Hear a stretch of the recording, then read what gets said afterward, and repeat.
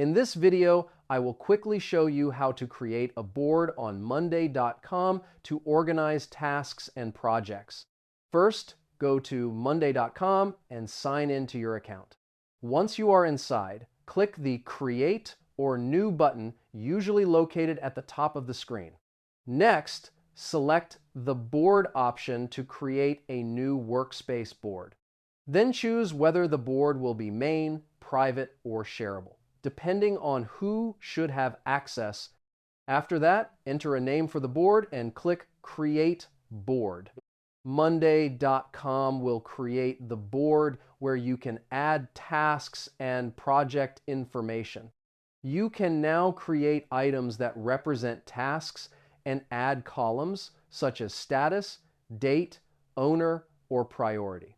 You can also invite other people to collaborate on the board.